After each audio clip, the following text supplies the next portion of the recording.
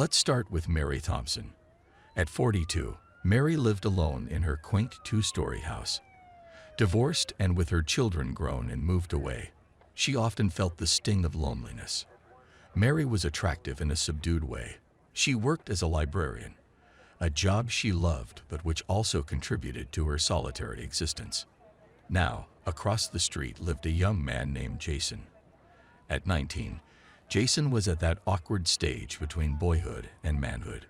Tall and lean, with dark hair and piercing blue eyes, he had an aura of youthful arrogance mixed with an underlying vulnerability. Jason was taking college exams, spending his days by Booksa, and doing odd jobs around the neighborhood, helping his parents with their small landscaping business. Their paths first crossed one summer day when Mary, struggling with a particularly heavy box in her garage, found herself suddenly assisted by Jason. He had seen her from across the street and offered his help. It was an innocent enough beginning, but it planted the seeds of something far more complicated. Here it all begins. The Johnson family was a bit of a mystery to the townsfolk. They kept to themselves, never really mingling with the locals. But what caught Mary's attention wasn't Mr. or Mrs. Johnson, but their 19-year-old son, Jason. Jason often helped his parents with chores around the house, and sometimes Mary would watch him from her kitchen window, feeling a stir of emotions she hadn't felt in years. Mary was immediately struck by Jason's youthful energy and charm, something that had been absent from her life for years. His presence was like a breath of fresh air, breaking the monotony of her routine. At first, their interactions were innocuous. Jason would stop by to help with her garden or carry groceries from her car. Mary would thank him with a warm smile, and they'd chat for a few minutes about the weather or neighborhood gossip. It was all very innocent on the surface. One day, after Jason went from university, Mary asked him for help with some heavy furniture. After that, Mary invited him to stay for lunch. She prepared a simple meal, but it felt like a feast. They sat on her back porch, enjoying the summer sun and each other's company. Conversation flowed easily, and Mary found herself laughing more than she had in years. Jason, with his boyish charm, shared stories about his friends and his plans for the future. Mary, in turn, opened up about her past, her marriage, and the loneliness that had settled into her life since her children moved away. But beneath that surface, Mary felt a stirring she hadn't experienced in a long time. Jason's athletic build, his confident stride, and the way he looked at her with genuine interest and curiosity made her feel desirable again. She found herself looking forward to his visits, her heart skipping a beat whenever she saw him approaching her house. From that day on, Jason started coming over more often. At first, it was just to help with odd jobs around the house, but soon they were spending more time together. They became close, too close, some would say. Mary began to feel something very warm towards the guy, and she was still a woman who needed male warmth. She decided to create an opportunity that would allow them to be alone together, away from prying eyes and judgmental whispers. One warm summer evening, Mary sent Jason a message on WhatsApp. Her fingers trembled as she typed, "Hey Jason, could you come over tomorrow? My back door is broken and I need some help fixing it. I'd really appreciate it." Jason replied quickly, "Sure thing, Mary. I'll be there around 5 p.m. The next day, Mary prepared for Jason's visit with a mixture of excitement and nervous anticipation. She wore a simple yet flattering dress, letting her hair fall loosely around her shoulders. She wanted to look her best for him. As the clock neared 5 p.m., she checked her reflection one last time, then went to the kitchen to pour herself a glass of wine, hoping it would calm her nerves. When Jason arrived, Mary greeted him with a warm smile and led him to the back door. The evening sun cast a golden glow over the house, creating a cozy and intimate atmosphere. Jason examined the door, which Mary had intentionally loosened to create a pretext for his visit. "Looks like the hinges are loose," Jason said, inspecting the door. "I'll just need to tighten them up." As Jason worked on the door, Mary watched him, feeling a growing sense of desire. She knew this was her chance. She poured another glass of wine and offered it to Jason. "Here, have a drink," she said, her eyes locking onto his. "You've earned it." Jason accepted the glass with a smile. They stood in the kitchen, sipping their wine and chatting. Mary's heart raced as she tried to think of a way to move closer to him. She reached out and touched his arm lightly. Before Jason could react, Mary kissed him. It was a gentle, tentative kiss at first, but it quickly deepened as Jason responded. The wine, the atmosphere, and the sheer intensity of the moment overwhelmed him. He wrapped his arms around Mary, pulling her close. They stumbled into the living room, their kisses growing more passionate and urgent. Mary's hands roamed over Jason's body, exploring the contours of his young, muscular frame. Jason, though inexperienced, followed her lead, his desire overcoming any lingering doubts. Mary guided him to the couch, pushing him down gently. She straddled his lap, her dress hitching up as she moved. Jason's hands found her hips, and he looked up at her with a mix of awe and desire. Mary smiled, feeling a rush of power and excitement. With slow, deliberate movements, Mary undressed him, taking her time to savor each moment. Jason's breath hitched as she kissed her way down his chest, her hands exploring his body with practiced ease. She removed her own dress, letting it fall to the floor. They made love on the couch, the room filled with the sounds of their passion. For Jason, it was an overwhelming, almost surreal experience. Mary's touch was both gentle and demanding, guiding him through the intensity of his first time. She reveled in the sensation of his youthful energy, the way he responded to her every touch and kiss. Afterward, they lay together on the couch, their bodies entwined. Jason's head rested on Mary's chest, and she stroked his hair, a contented smile on her lips. The room was filled with a quiet post-coital glow, the aftermath of their intense connection. "You're amazing," Jason said softly, his voice filled with awe and gratitude. Mary kissed the top of his head. "So are you," she replied. "You've made me feel alive again." They stayed like that for a while, savoring the intimacy and warmth of the moment. For Mary, it was a dream come true, a chance to relive her youth and experience a love she had thought was lost forever. For Jason, it was the beginning of a complicated, passionate, and ultimately tragic affair. But for now, in the quiet of Mary's living room, all that mattered was their connection, the way they made each other feel. The future and its complications were far away, and they were content to lose themselves in the present, in the heat of their newfound love. Mary's house that night with a feeling of exhilaration and a sense of newfound maturity. He felt different, like he had crossed an invisible threshold into adulthood. The experience with Mary had been more than just his first time. It had been an awakening. He walked home with a spring in his step, the cool night air invigorating him as he replayed the evening in his mind. When he finally reached his house, he tried to slip in quietly, hoping to avoid any questions from his parents. But as he entered the living room, he found his mother, Karen, waiting for him on the couch, her eyes fixed on the door. The room was dimly lit, casting long shadows that made Karen's expression hard to read. "Jason, where have you been?" she asked, her voice calm but with an edge of suspicion. Jason, still on the high from his time with Mary, hadn't prepared an excuse. His mind raced, and he blurted out the first thing that came to him. "I was with my friends, Mom. We were just hanging out." Karen's eyes narrowed slightly. She had seen him go to Mary's house earlier in the evening, and had noticed he hadn't left for several hours. She had been concerned and decided to wait up for him, a growing sense of unease gnawing at her. "Which friends?" she asked, trying to sound casual but feeling a knot of worry tighten in her stomach. Jason hesitated for a moment, then named a few friends from school. "Tom, Jake, and Alex. We just hung out at Tom's place. Nothing special." Karen nodded slowly, not wanting to push too hard just yet. "All right. Just make sure you don't stay out too late, okay? I worry about you." "I know, Mom. Sorry about that," Jason replied, offering her a reassuring smile. "Good night, Jason," she said, her eyes still studying him as he turned to head upstairs. "Good night, Mom," Jason replied, making his way to his room.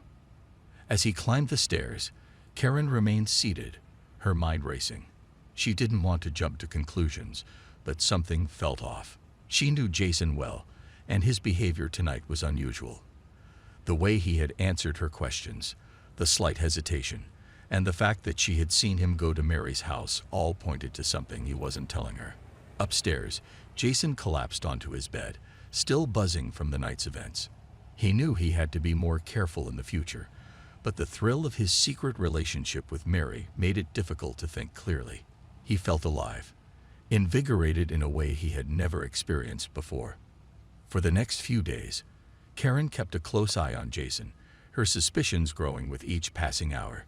She noticed the small changes in his behavior, the way he seemed more distracted, the frequent glances at his phone, and the fact that he was often lost in thought. She decided to bide her time and gather more information before confronting him. Meanwhile, Jason and Mary continued their affair with increasing intensity.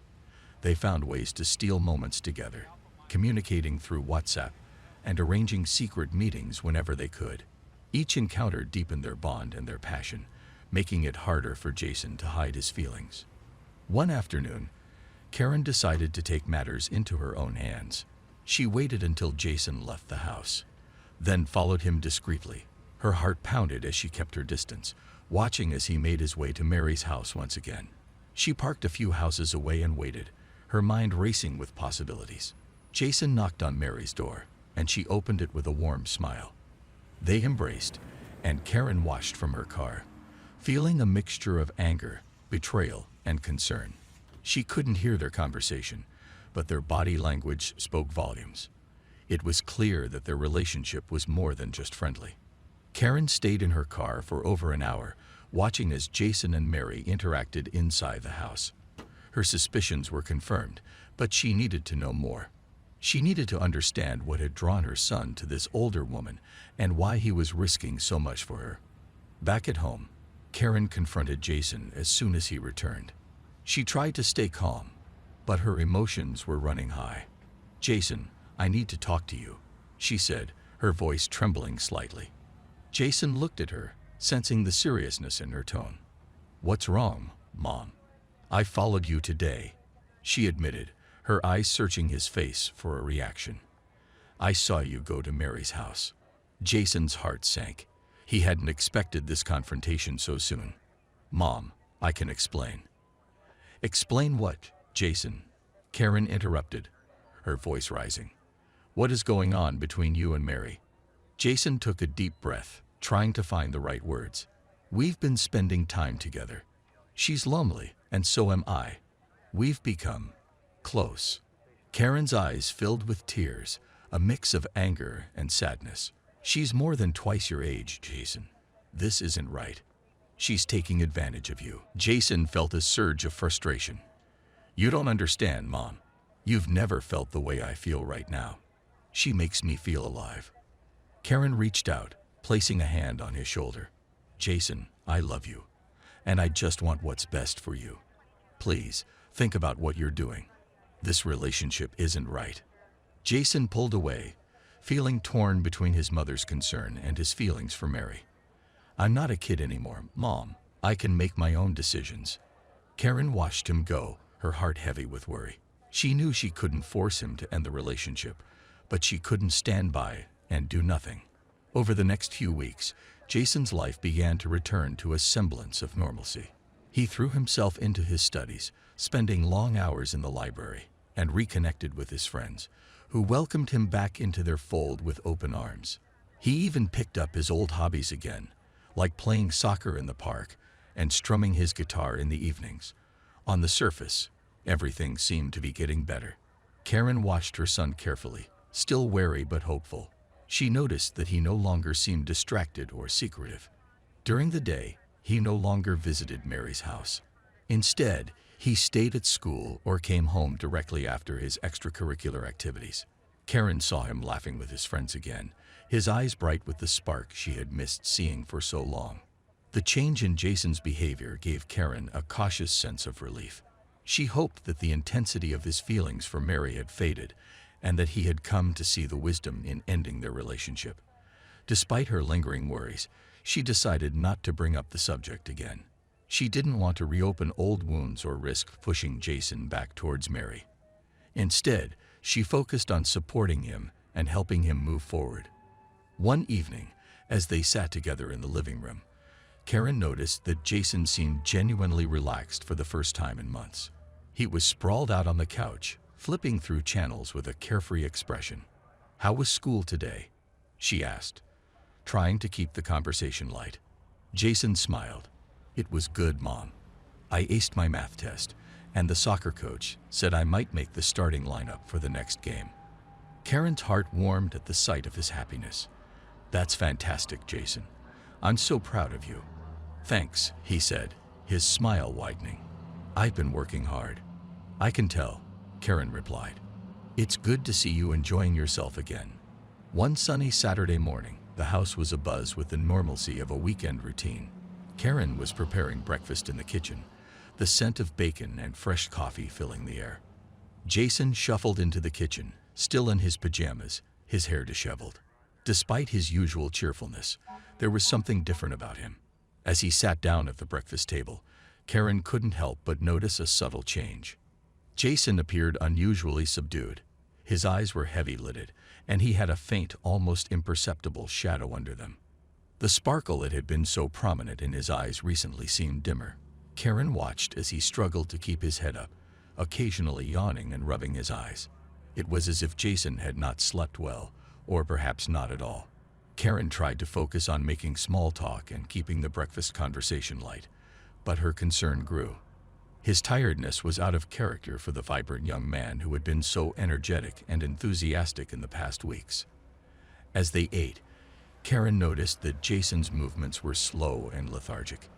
He seemed to be eating more mechanically than with his usual appetite. There was a lack of the usual excitement or interest in the food, which was unlike him.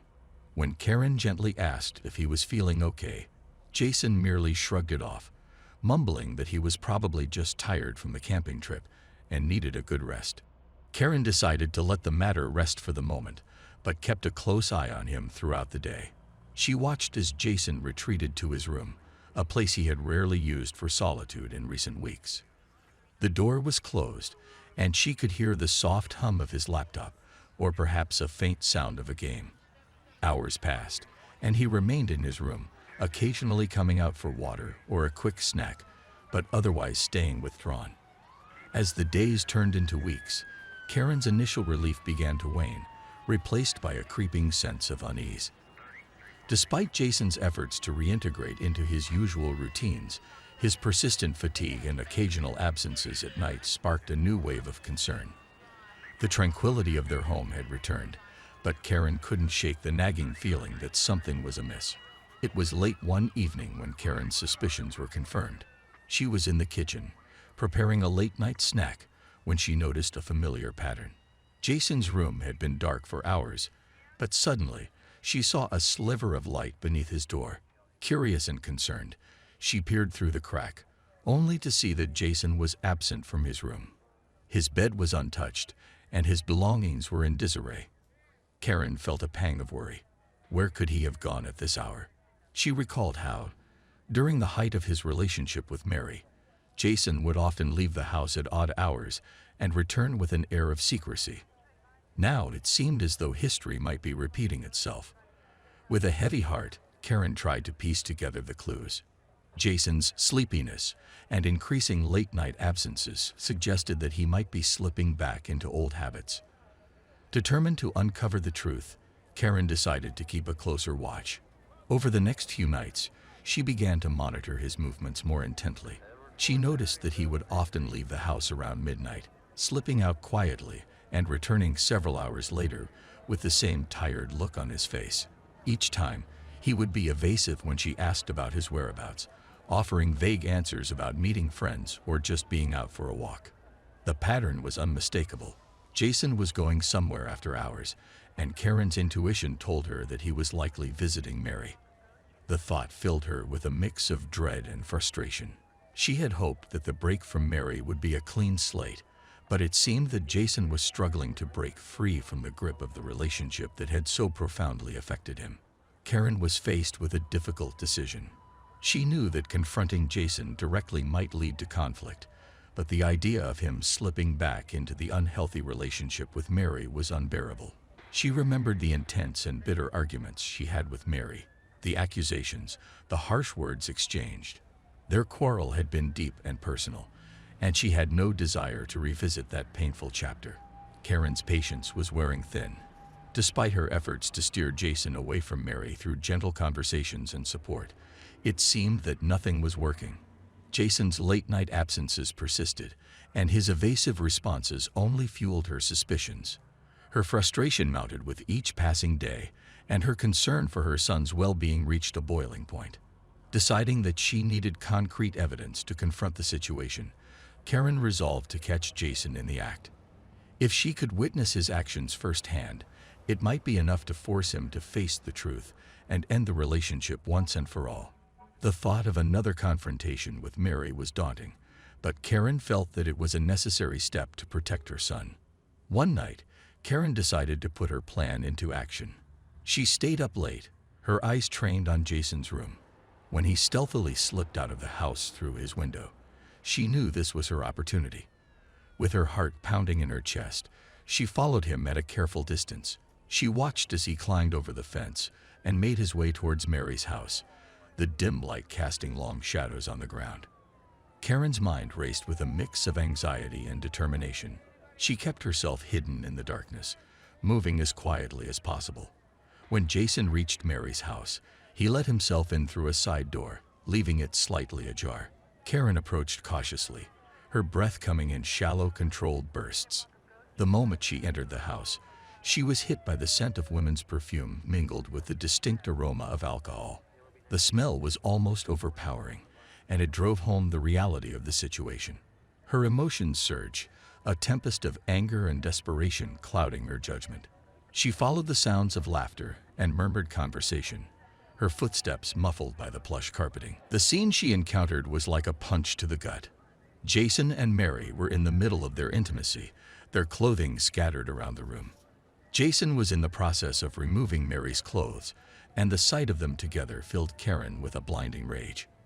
Without thinking, Karen burst into the room, her voice breaking the silence with a thunderous shout. "Jason, Mary, what is this? How could you do this?" The sudden intrusion startled both Jason and Mary. Jason's face flushed with shock and guilt, while Mary's eyes widened in disbelief. The confrontation was immediate and explosive. Karen's anger erupted like a volcano, and she began shouting accusations and demands, her voice echoing through the house.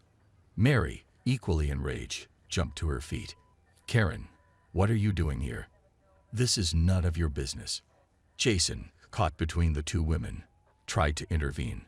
"Mom, you need to calm down. This isn't helping anything." But Karen's fury was uncontainable.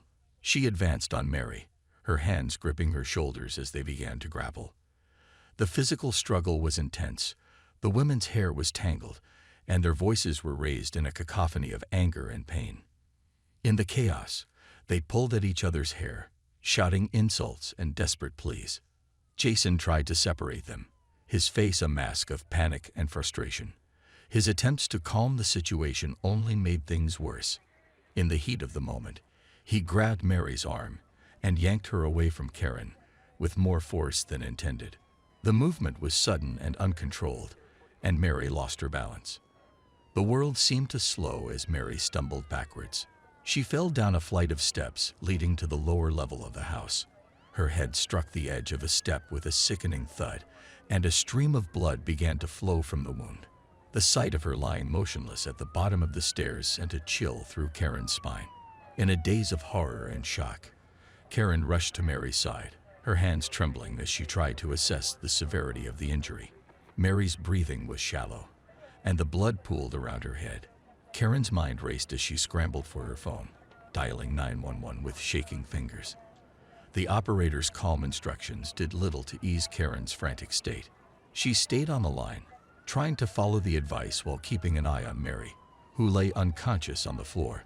The sound of sirens grew louder, and Karen's heart pounded in her chest as she waited for the emergency responders to arrive. When the paramedics finally burst through the door, their professionalism and efficiency contrasted sharply with the chaos that had unfolded. They quickly assessed Mary's condition and began administering first aid. Karen stood back, her emotions a whirlwind of guilt and grief. Despite their best efforts, the paramedics couldn't save Mary. She was pronounced dead at the scene, the severity of her injuries too great for any intervention to make a difference.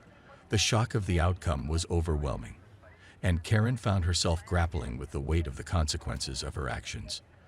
The police arrived soon after, and Karen was left to explain the night's events. The scene was a blur of flashing lights and stern questions.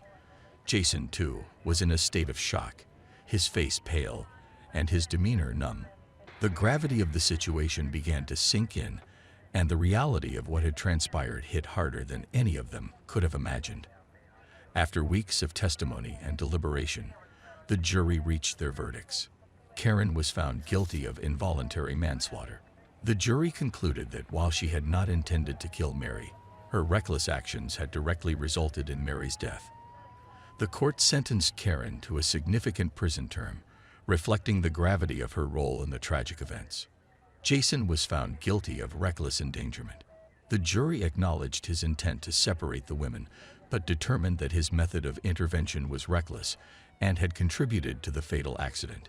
He received a lesser sentence compared to Karen, reflecting the court's recognition of his intent to de-escalate rather than escalate the situation.